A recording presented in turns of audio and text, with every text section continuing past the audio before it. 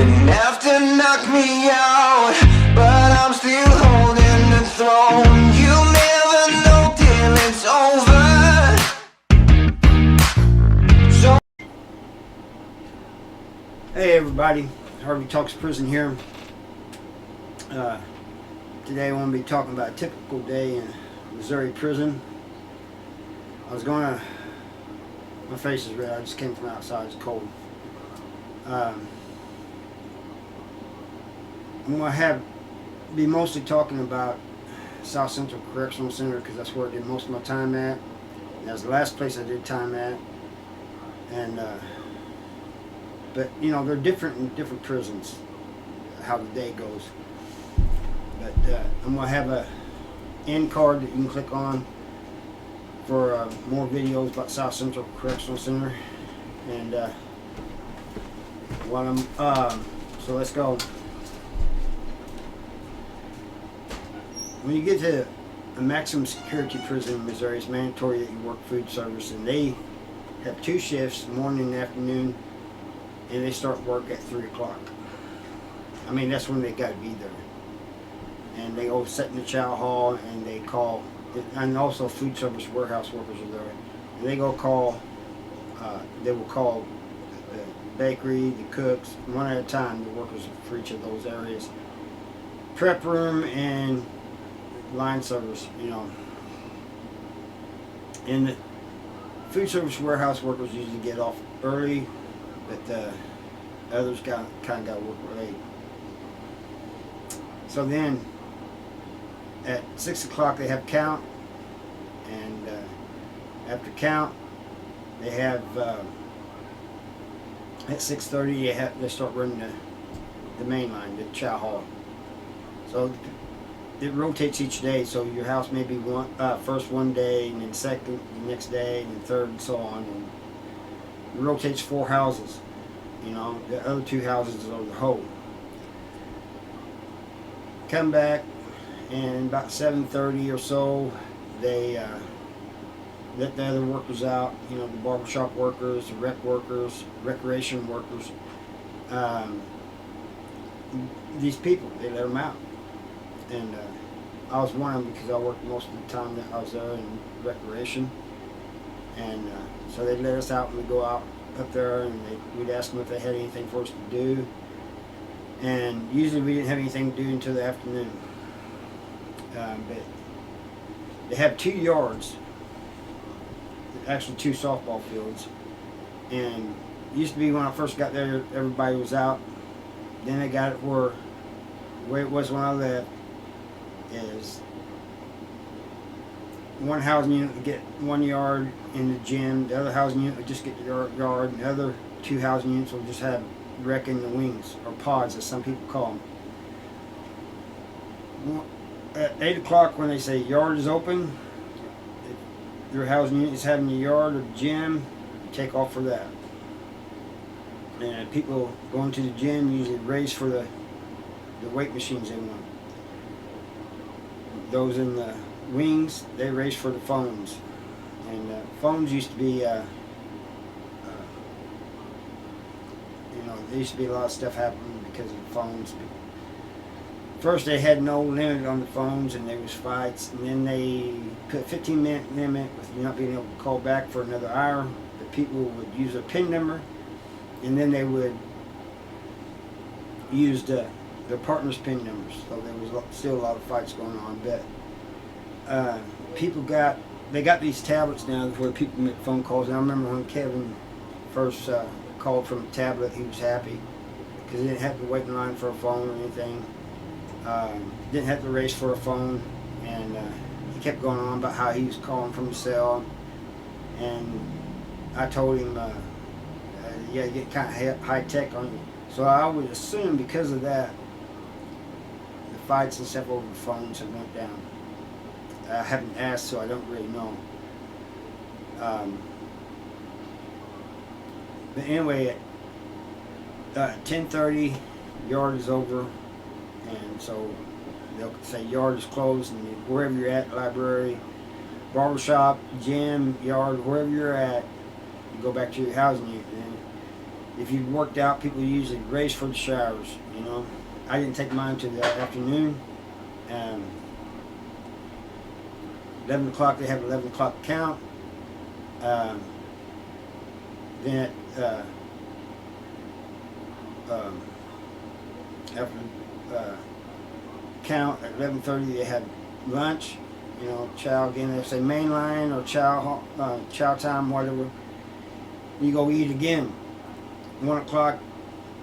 There'll be two different houses turned to have the yard and the gym. The other two will be having wing rec or be in front of the housing unit. Each housing unit, as the general population, had a basketball court in it. The yards, they had basketball courts and handball courts.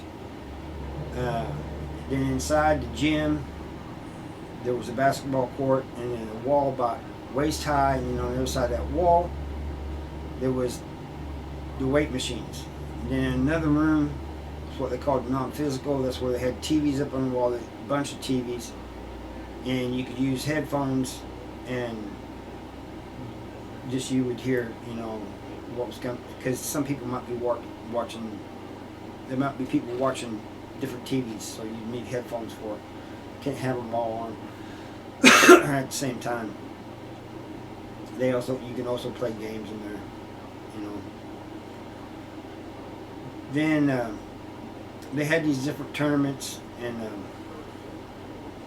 every month, and one of the things they had set up was a shuffleboard. And I remember me and my workout partner, we always won that in the team thing. And I remember a guy joking. He says, why you guys always win that? You guys get out and need to go on a cruise ship, be old men playing shuffleboard. But anyway, at 3 o'clock, the yard opens at 1 in the afternoon. At 3 o'clock or 3:30, yard is closed, and everybody comes in and races for showers and stuff again. I usually, before I left at 1 o'clock, I would have my shower stuff ready, so all I gotta do is just grab it and go to the shower. Then at 4 o'clock, it's count time, so you have 30 minutes to get a shower. And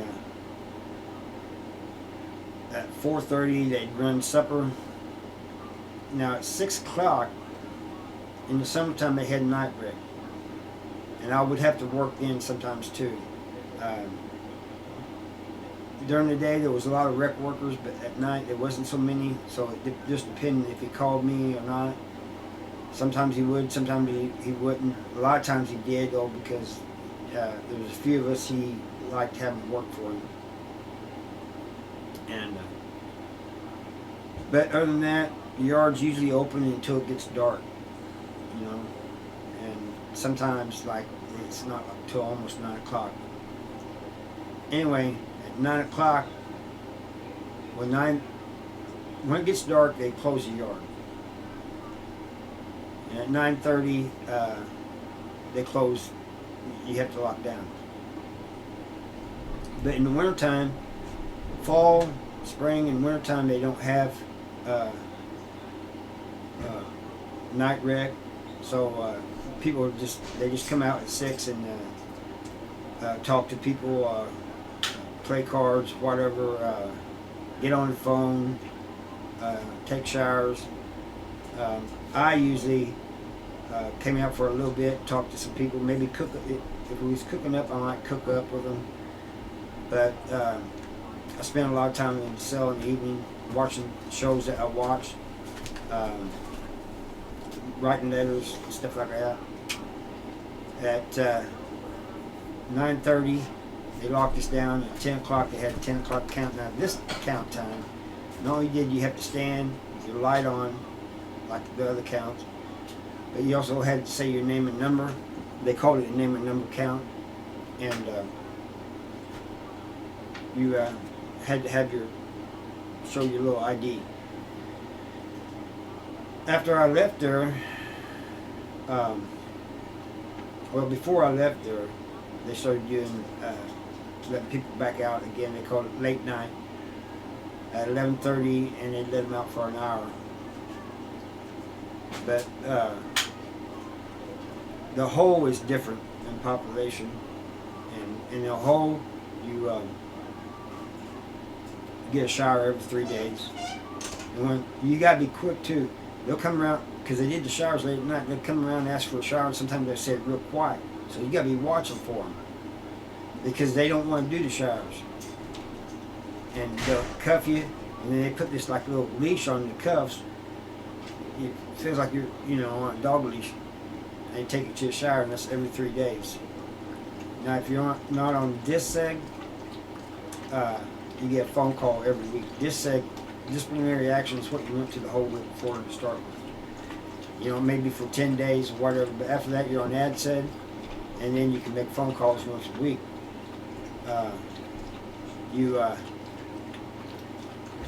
Whether you're on DISCEG or ADSED, you can get books. I can't remember how often they come by with books. I think it was once a week too, or once every few days. I'm thinking once a week, but a lot of times the books weren't no good, or sometimes they have pages missing out of them. But people didn't care. They would watch read the books no matter what it was because they were bored. I usually, when I was down there, worked out on the days I knew they was having doing showers. I'd get down there and I'd find out when they were doing showers, and that's when I would work out on the days I knew they was having showers. But it's a whole lot different. You got to be mentally strong being a holder, any hold really. Now, when I was at Missouri State Penitentiary, it was all open. All the housing units were on the yard at the same time. The place, you see people everywhere. And that was probably part of the reason for all the violence and stuff. That they didn't have AC, and because it was a real bad place. Farmington was like that, but Farmington wasn't as bad as Missouri State Penitentiary. And the weird thing about Farmington, the housing units had windows, square windows that you could open. They wouldn't open all the way; they'd open out like at an angle,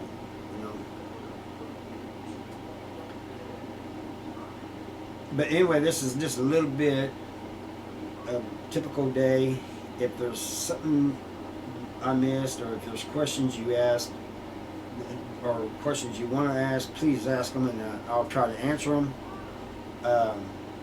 Like I said, if you want me also to do other prisons, let me know. Some of them I only spent a little bit of time in, like Potosi. I only spent a couple years in Potosi. I only spent, and Potosi only had its entire population was 800. That's everybody, PC and everybody. And that's another thing at Licking. They didn't have no PC. So the people would go to the hold to check in, and try to get shipped. But right before I got out, like 1 or 2 years before I got out, they took one wing of the hold and made it PC, and made them a little yard out there, where they could do pull-ups and stuff, and walk back and forth, It wasn't a very big yard, but they could do pull-ups and they could do dips, and I think they had a couple of chairs or benches they could sit on, and that was about it. But that's all I got for you today, and I'll see you next time. Thank you for watching. Bye.